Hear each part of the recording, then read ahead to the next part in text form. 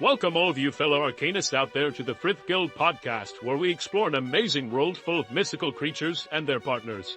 Our hosts are Eric Smith and Scott Wareham, and they'll be your guides along this journey through plague and skyships. So grab your Eldrin, strap on your swords, and get ready to defend the innocent from evil.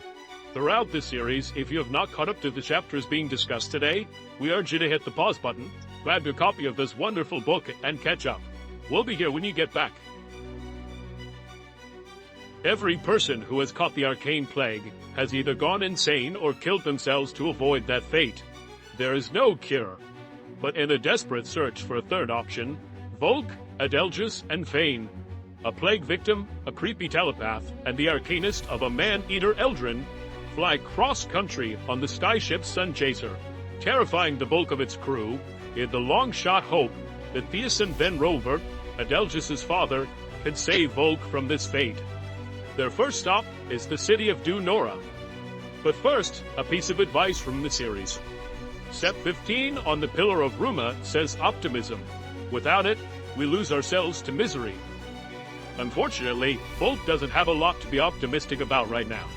So, with that platitude, let's get on to chapters 6 through 10 of Plague Arcanist.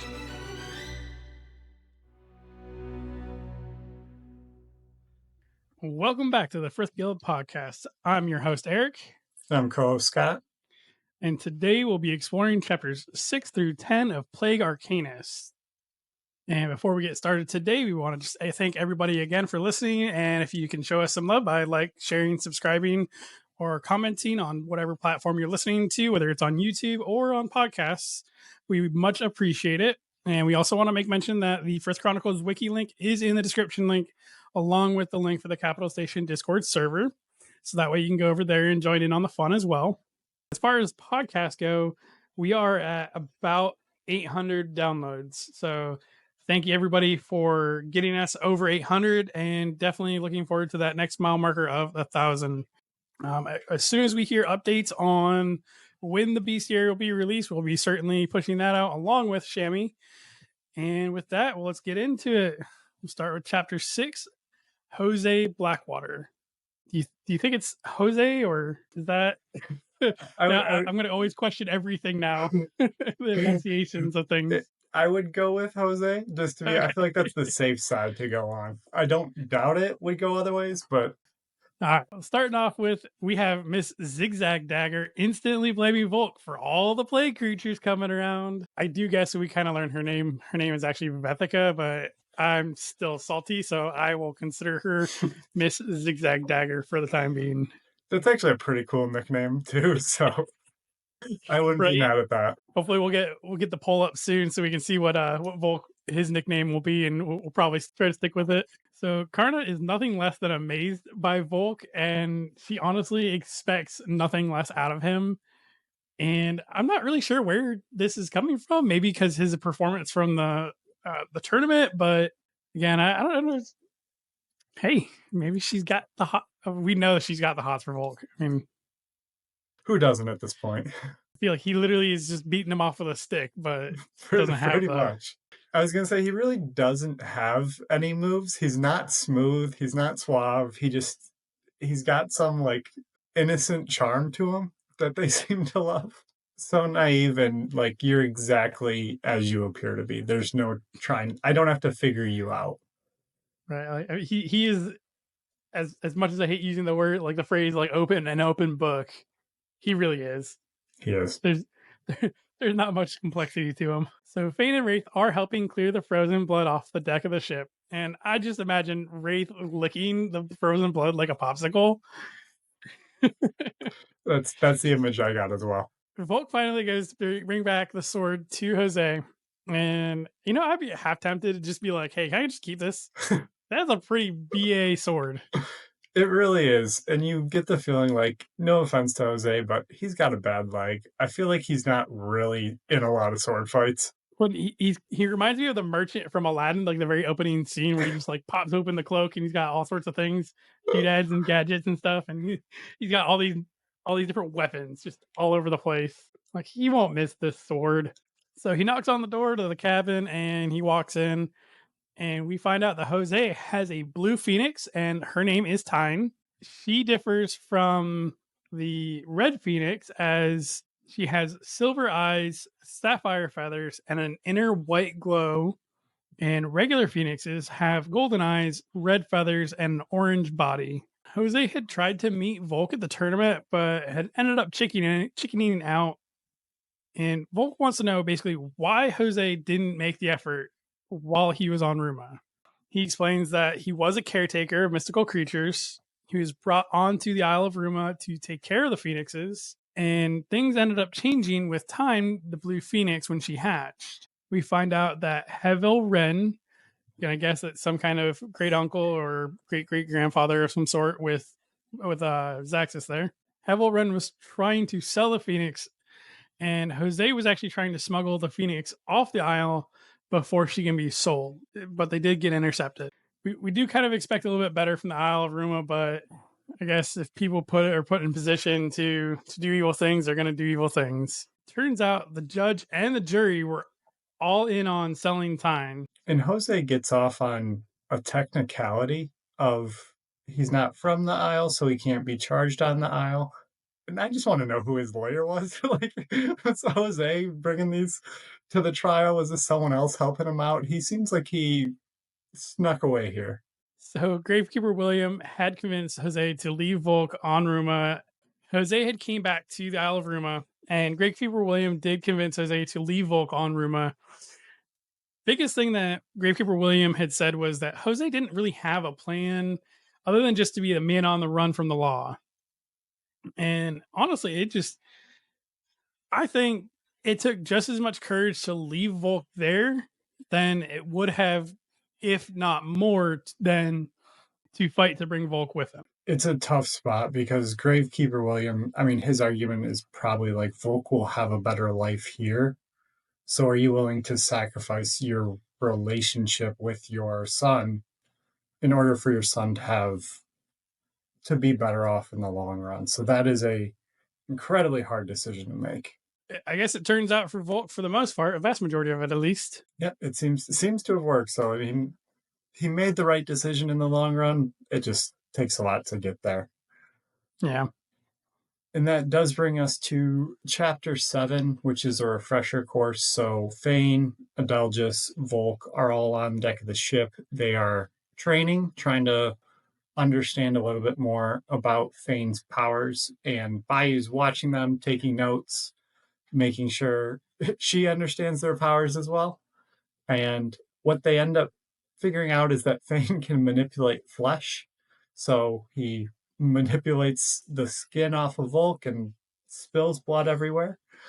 So luckily, again, Wraith comes up for his little bloodsicle and helps to clean it up.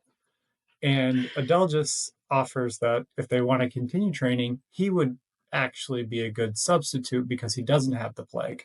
Adelgis actually says, "Don't worry, I have experience with bizarre happenings to the human body. I once had a giant leech living inside of me." It's an embodiment quote for Adelgis. Like, it is so perfect. So out comes the captain to scold them a little bit, and Volke can instantly tell that something is wrong and that it's not really the captain, it's actually Karna. So catches her almost instantly with her little charade. I love how Adelgis was like, wait a minute, when you transform, do you transform exactly? Is there differences in height and weight in certain things? And Fain's like, is that really what you were curious about as a doppelganger? Like, you wouldn't, if you were to transform into a woman, that's what you would figure you want to know first, is get on the scale to see how much you weigh. Fain has an excellent point. So we move into Chapter 8, Dreams of Distant Legends.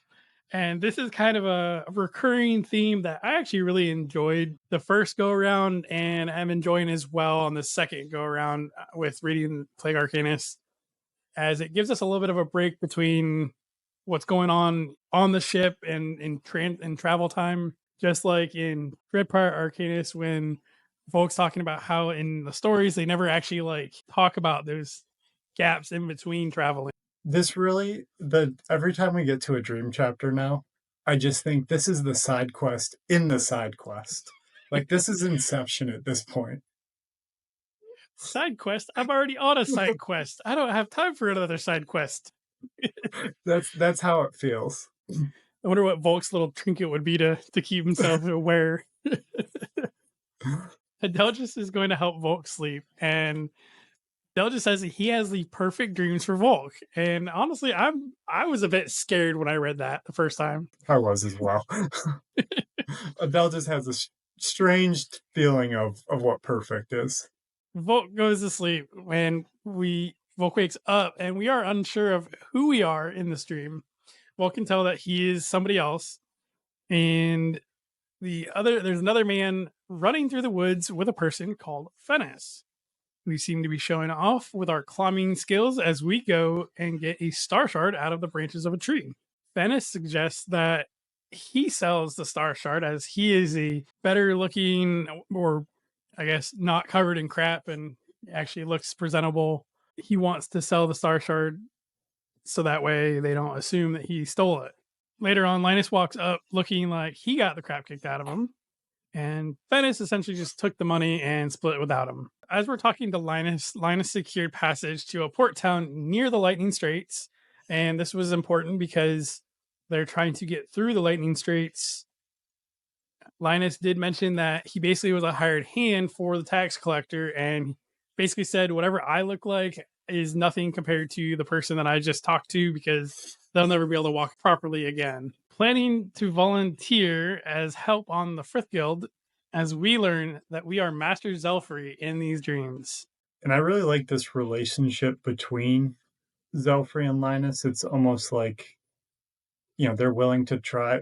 Linus does not initially want to go to the Frith Guild, but he's like, I'm willing to do it. If that's where you want to go, they seem to very much be buddy. So it's a really good relationship with them. We wake up from the dream, and this is what Adelgis viewed as fun due to the swashbuckling tales and the familiarity of the Isle of Ruma and Master Zelfrey.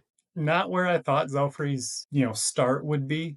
So it was cool little backstory, like you mentioned, into how did Zelfrey get there. I do love getting the backstory on Zelfrey, and of all the characters that we could have gotten a backstory on, whether it be Eventide or Ruma or pretty much any other of the Master Arcanists from the guild, like Master Zelfrey's is the perfect one. It's so many ups and downs to it. So excited to see what other memories of his we get to see. That does bring us to chapter 9, which is a sky trek. So Fain and Volke continue to train. Bayou is talking with Luthair and basically just questioning him about what he can or can't do. Can you smell things? Can you taste things? Trying to learn a little bit about it. And she actually draws, with her notes in the book that she continues to take all the time, she actually draws pictures to go along with them. So there's pictures of Fain and Wraith and Volke and them all training. She's got everything illustrated as well as written out. Vethika comes out to scold them, and one of the things that Volke notices is that she has scars of an Arcanist mark. So she's not currently an Arcanist, but it seems like she was at some point in the past. We do see another conversation between Joze and Volke, and Joze offers him the firesword, which we do learn is made from pyroclastic dragon and phoenix magic.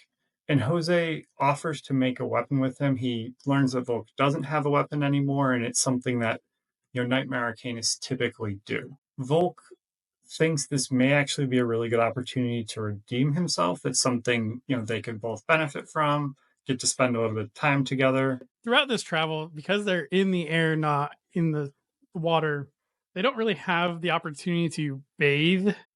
Luthair makes a comment and is very thankful that he doesn't have the ability to smell, because he says that he was destined to guide two Arcanists through the sweaty period of their life people call young adulthood. Which is also just an amazing quote. This whole section is just filled with great little quips from everyone. So finally, and we come back to Volke laying down. Adelgis is going to put him to sleep and give him a few more Zelfrey memories, but we don't learn exactly what they are at this point. Adelgis did kind of mention that Zelfrey isn't really particularly happy that people find out more about his past, but I think Adele just kind of has that understanding of where to draw the line of what's too personal and what's safe to show. And this is where we lead into chapter 10. And we get a closer look at Mesos, which is the Captain Devlin's rock, as they do finally get to a town outside of New Norra. They stop just to get some resupply, to resupply. For those that want to bathe, they can go bathe. Good option.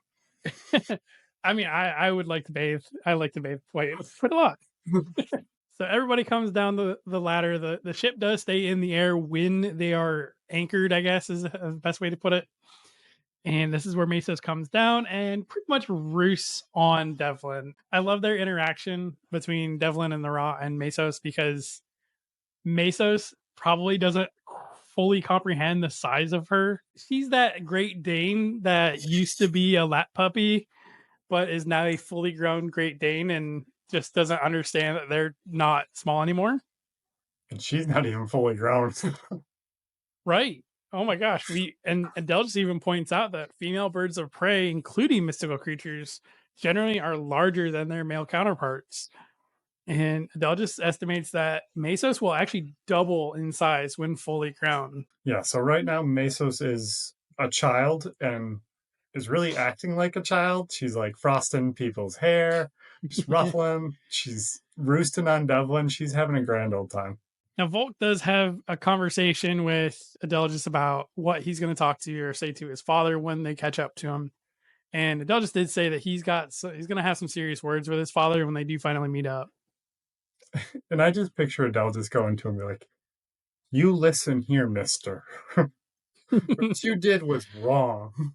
And I'm going to say it and be as emotionless as possible when I say it. And that message will definitely get through to his father. So Devlin is having financial problems with the Sun Chaser, we find out, as Karna has went out and gotten 2 more people to sign up with the Sun Chaser.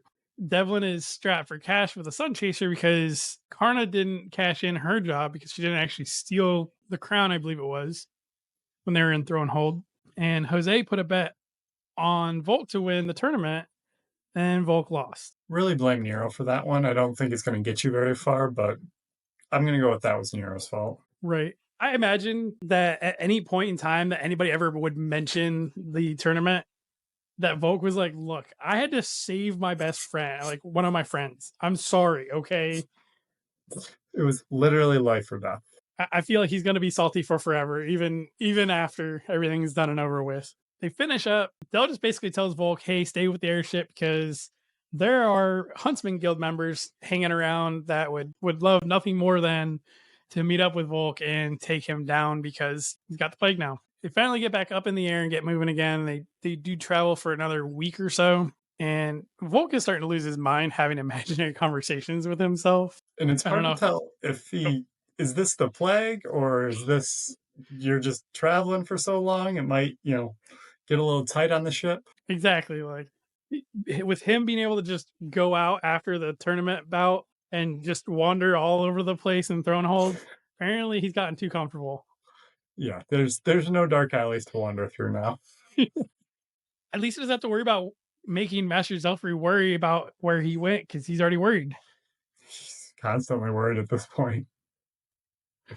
So as they set their sights on New Norra, Luthair does actually make a mention that this is somewhere that Mathis had never been to with Luthair. So this is kind of one of the first cities that Luthair has been to with Volke as a new experience. We see that there are giant crystals surrounding the city, and there's a lot of speculation as to what they could be for, whether they're there to protect something, either like the desert coming to attack them or vice versa, or what it is. So we'll have to press on next week to see what it is that those could be for. And that wraps up our chapters for today. For the bestiary, the one that we hadn't gotten to yet that we just want to touch on is the wyvern.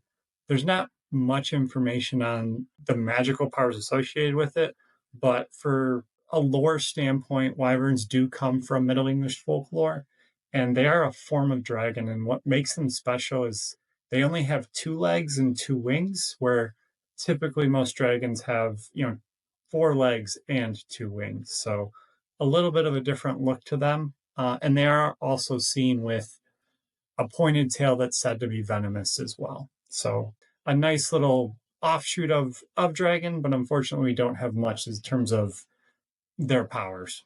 A good famous wyvern would be like Smaug from The Hobbit, or for those that have read Fourth Wing, I'm not even gonna go there with it, but they have wyverns in there too.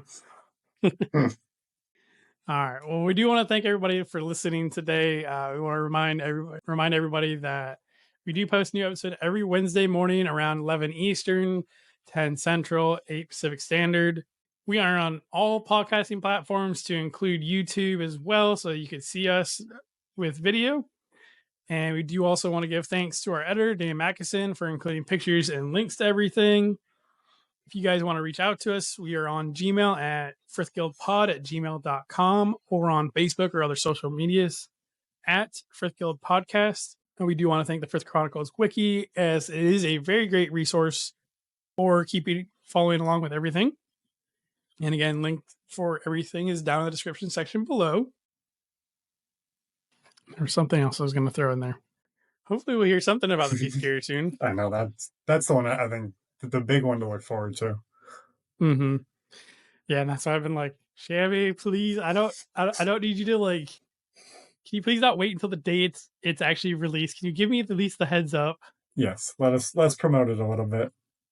Yeah.